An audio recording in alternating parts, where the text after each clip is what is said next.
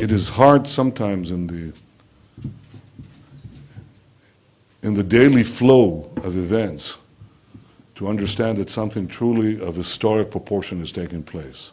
I think there are two momentous processes taking place before our eyes that will be seen in retrospect to have been great transformations of humanity, and they're competing with each other. They're like two rogue elephants charging right at each other.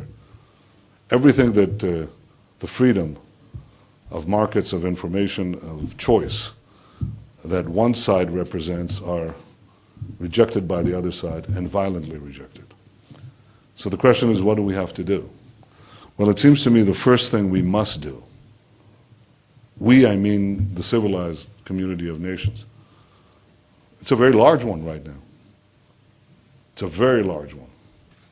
I think we have to do everything in our power to prevent the arming of Iran with nuclear weapons. On this, I have to say there's absolute unanimity in Israel. There is no opposition, there is no coalition, not only on the declaratory level, but on every other level. There are no party lines on this, and there are no party divisions on this. And I cooperate with the Prime Minister and with anybody on this. I think this is a growing consensus. It wasn't always the case. The clarity of this threat wasn't always understood, but it is understood now, and we have absolute unanimity on this.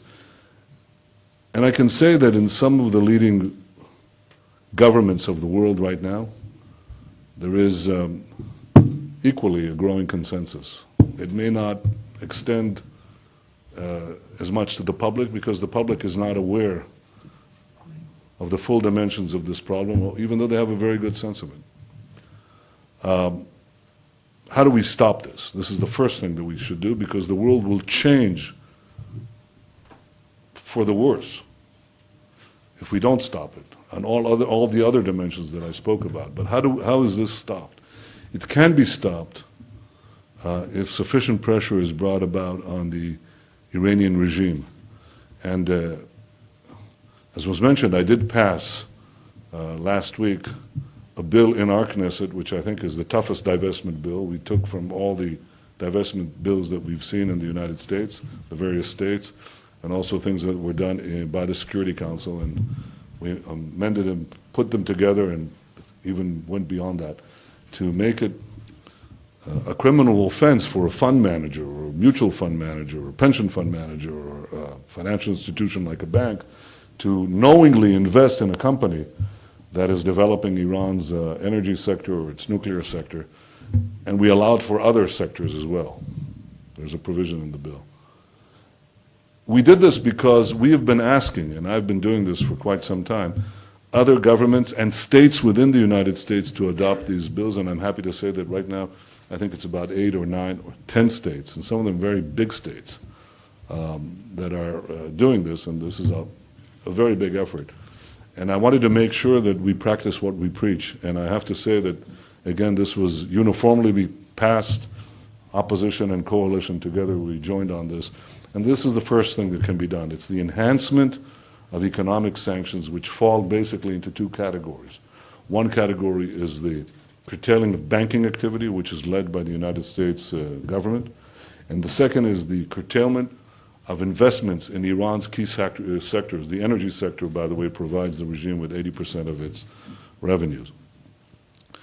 And this is one thing that should be done. There are political sanctions that could be put into place, like the movement of key personnel that is involved in these weapons programs and others. And there is, of course, the other options, which the American government has said should be always left open. I would say that paradoxically, the non-military options have much more weight and more clout if all options are left on the table.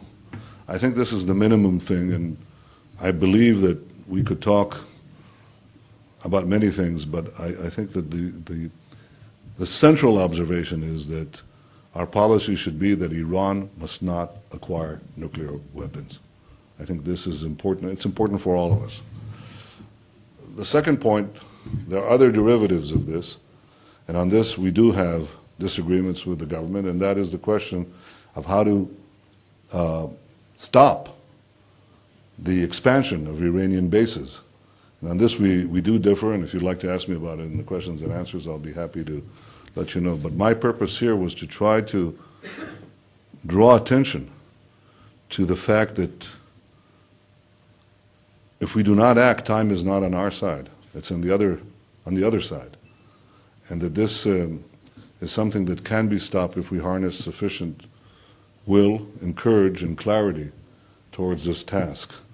That very much depends on an informed public opinion, because most of the terror that we see today, indeed the thrust of the terror that we see today, that you cover in your reporting, is basically Iranian-backed and inspired terror. The rockets, the other terrorist attacks are basically thrust by direct and sometimes indirect and sometimes direct Iranian efforts, and that if Iran was blocked in this effort, then the chances for advancing peace would move, in my opinion, a lot faster. I just came from a meeting with both Steve Hadley, the National Security Advisor of the United States, and with General Jones, who was trying to help along a mission here to create some progress, local progress in the Palestinian Authority. And I very much believe that these issues are intertwined. And I've been advocating for quite some time something that I hope and believe it may be moving forward, and that is the rolling back of Iranian and militant Islamic influence by the creation of real progress bottom up, economic progress, security progress, to make the life of the militants, their ability to recruit other militants, more difficult. This is all part and parcel of this great effort. And the bottom line of it is that the arming of Iran with nuclear weapons must be stopped. And this will, in many ways, cut down the potency and threat of Iranian-backed terror.